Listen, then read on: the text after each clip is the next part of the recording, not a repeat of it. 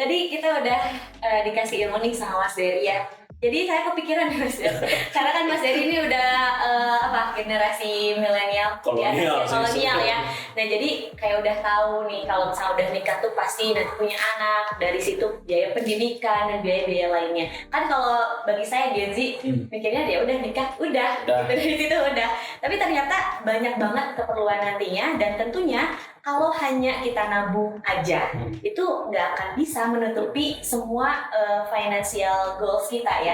Jadi perlu adanya investasi. Nah, kalau di pasar modal syariah ini, instrumen investasinya kan banyak ya Mas Der. Tadi ada saham syariah, reksadana, sukuk ya. Kalau di konven itu obligasi ya? Obligasi ya, mirip. Kalau di sini kan sukuk. Nah, dari ketiga instrumen ini, ada ini nggak Mas kayak kalau saham tuh cocoknya untuk sekian tahun gitu keperluannya. Itu ada kayak gitunya nggak sih Mas? Atau di mana aja pun sama aja gitu? Sebenarnya kalau investasi itu, ini kayak kita membina satu hubungan nih. Gen Z pasti tahu banget ya soal membina satu hubungan gitu ya. Nggak boleh toksik gitu ya. Hatam banget gitu ya soal membina hubungan. Yang paling penting tuh apa? Komitmen dan kenyamanan. Komitmen itu ngomongin masalah hukum. Gitu ya. Jadi kalau misalnya teman-teman masuk ke pasar modal, ya jelas teman-teman masuk ke satu lembaga yang terregulasi atau masuk ke investasi manapun, jelas harus terregulasi dulu, jelas aturannya kayak gimana. Kalau masalah kenyamanan, ini balik lagi sama preferensi pribadi, gitu ya. Misalnya Temeli tuh seneng sama karena masih Gen Z gitu ya, biasanya adrenalinnya masih sangat tinggi, masih sangat berani, nggak punya tanggungan, santai aja gitu ya. Pokoknya saya gas, biasanya beli saham. Gitu ya. Jadi sebenarnya profil risikonya tuh agresif. Kenapa? Karena memang secara risiko ya tenang aja kan, saya juga masih lama gitu kan, masih muda gitu ya. Tujuan investasi saya juga masih 2 tahun atau 3 tahun ke depan gitu ya. Nah, ini yang cocok buat teman-teman Gen Z. Gitu ya. Kenapa? Karena memang memenuhi ekspektasi dia dapat. Bayangkan kalau misalnya di saham itu ada saham yang dalam 20 tahun terakhir itu selalu konsisten bagi dividen yieldnya 5%. Baru dividen yieldnya doang. Luar biasa. Artinya kalau misalnya teman-teman investasi di saham itu yang konsisten selama 20 tahun 5% kan udah kebayang, Bro. Tahun depan juga paling segitu juga 5%. Tapi kan keuntungannya bukan hanya 5% itu. Gitu ya. Keuntungannya adalah kenaikan harga sahamnya. Iya. Kalau dia bisa bagiin dividen secara konsisten, berarti kenaikan harga sahamnya juga konsisten dong. Iya. Gitu ya. Biasanya kayak gitu. Memang pas pembagian dividen ya pasti turun gitu ya. Tapi setelah itu kan pasti naik lagi gitu kan. Naik turun itu adalah sesuatu yang wajar. Bagi Gen Z itu jadi lebih cocok. Oke, itu yang pertama. Saham syariah itu saham cocok syariah biasanya cocok baik. Buat teman-teman Gen Z yang punya profil risiko agresif. Tapi ya kita juga nggak menutup kemungkinan nggak semua Gen Z ternyata punya tingkat agresivitas yang tinggi gitu. Kadang-kadang ada orang yang nggak nyaman gitu atau misalnya ya secara umur mungkin yang secara saya udah misalnya deket generasi kolonial gitu ya, pasti pengennya ya mikirin buat pensiun lah gitu ya, apalagi yang dipikirin. Nah ini biasanya yang low risk banget gitu ya, makanya orang carinya ke sukuk. Gitu. Jadi investasi di sukuk kenapa? Karena memang ya selama itu sukuk negara apalagi gitu ya. Itu kan dijamin sama negara, dijamin sama undang-undang gitu. Imbal hasilnya pasti dapat. Di akhir periode pasti dibalikin utuh uangnya gitu ya. Nah, ini bagi generasi yang seperti saya ini mungkin cocok bagi orang-orang yang takut banget sama risiko saham dan lain sebagainya gitu ya. Jadi ada pilihan lain ya selain saham. Aduh aku nggak bisa nih kalau misalkan returnnya tinggi tapi resikonya tinggi aku nggak bisa nih gitu. Berarti ada pilihan lain yaitu dengan sukuk ya. Gak bisa maksain juga kan, misalnya kalau misalnya di di persepsinya Meli bahwa ada saham ngasih dividen yield 5% gitu ya, belum lagi kenaikan harga sahamnya gitu ya, udah pasti jadi pilihan gitu ya. Daripada masuk misalnya ke sukuk dapatnya 6%, ya udah segitu aja gitu ya. Nggak ada sama sekali tambahan apa-apa lagi ya, cuma 6%-nya itu aja gitu ya. Ini pasti nggak cocok buat Meli karena itu tadi kenyamanan. Kalau nggak nyaman jangan dipaksain. Begitupun yang nggak cocok untuk yang seperti itu, malah jadi misalnya malah maksain beli saham gitu ya. Jangan 100% masuk saham kalau misalnya Anda ngerasa bahwa profil risikonya gitu ya, itu konservatif. Jangan paksain, nanti sholatnya aja nggak khusyuk apalagi tidur gitu kan. Sholatnya kepikiran harga saham saya nanti sesi 2 gimana ya, masih naik nggak gitu, jadi nggak khusyuk gitu ya. Itu artinya nggak nyaman. Jadi investasilah yang membuat Anda tetap bisa tidur dan bisa tenang aja. dalam menjalani kehidupan sehari-hari. Nggak kepentok harus lihat dulu angka gitu ya berapa gitu ya. Jadi teman-teman gitu, itu yang paling penting. Nah, ada satu lagi yang bisa jadi pintu masuknya. Itu reksadana. Reksadana syariah ya. Reksadana syariah. Kenapa? Bagi orang-orang yang masih ragu masuk ke pasar modal, masih ragu dengan produk-produk pasar modal, beli aja dulu reksadananya. Kenapa? Bisa mulai 10.000 dan belinya gampang. Bisa beli cilok sih. 10.000 bisa disisihin untuk investasi. Biasa Gen Z tuh beli cilok gitu ya. Beli mecin gitu ya. Mecin, nah, ya, kurangin dulu mecinnya 1 porsi gitu ya. Cobain aja beli reksadana. Bisa ya, dari manapun. Ini cocok banget sih untuk Gen Z ya.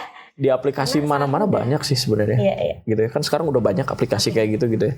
Dan salah satunya untuk di aplikasi yang e-commerce gitu ya, itu udah bisa beli. Jadi kalau misalnya ada sisa ongkir 10.000, cobain aja beli reksadananya. Karena kurang lebih sama gitu ya. Kita membeli satu aset gitu ya. Nah, bedanya ini adalah asetnya gabungan, tergantung reksadananya. Kalau reksadana saham berarti 80% isinya saham. Kalau reksadana pendapatan tetap berarti 80% isinya sukuk, obligasi dan lain-lainnya gitu ya. Nah, ini teman-teman bisa jadi pilihan supaya teman-teman nggak ngerasa shock.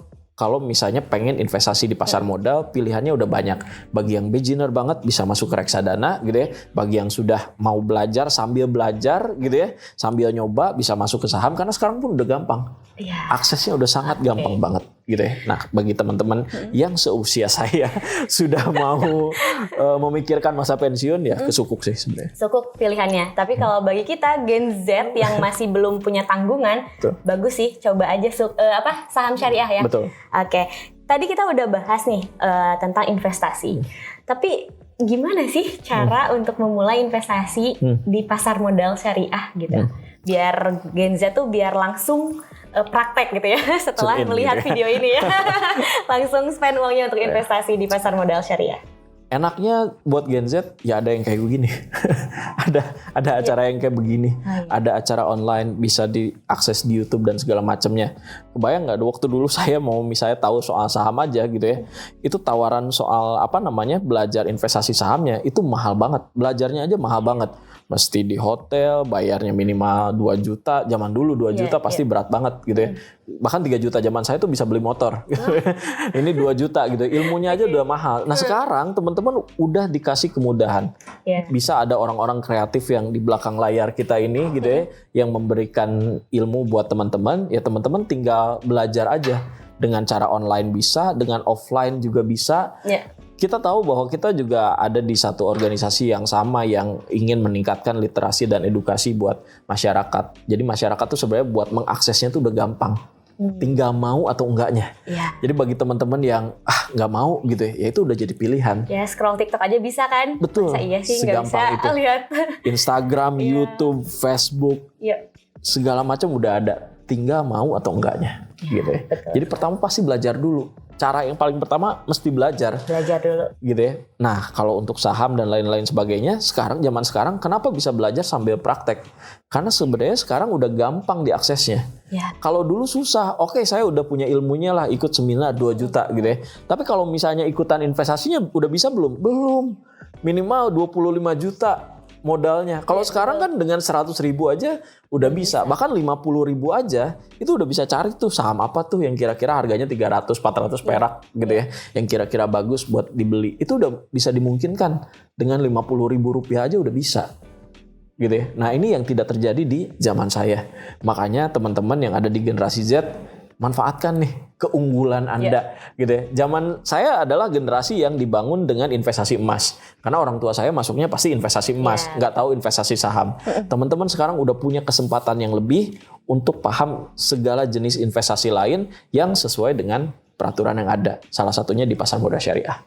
Oke, jadi Gen Z ini bisa banget mulai investasi karena sekarang ada ABS OTS juga ya, Betul. Mas Diar. Jadi kita nggak perlu tuh ke broker gitu ya, daftar terus ngisi formulir gitu ya. Sekarang bisa dengan sekali klik langsung terdaftar ya. Tinggal pilih aja ABS OTS yang menurut teman-teman tuh nyaman gitu ya. Jadi udah banyak banget pilihannya. Kita sebagai generasi Z sebenarnya sangat diuntungkan. Betul ya Mas Dar. Karena kita segala mudah, terus juga segalanya tuh ringan. Maksudnya ringan kayak tadi investasi kalau dulu harus 25 juta dulu gitu. Kita 100.000 aja udah bisa gitu. Bahkan 50.000 juga udah bisa, dan banyak sekali pilihannya untuk investasi kayak saham syariah, sukuk, reksadana syariah gitu ya.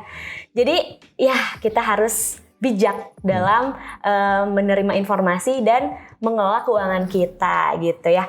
Oke Mas Der, gak kerasa nih kita udah berapa lama ya tadi udah berbincang-bincang, dan sangat amat membuat saya menjadi terbuka gitu ya untuk memanage keuangan, dan banyak pilihan investasi yang bisa kita pilih gitu.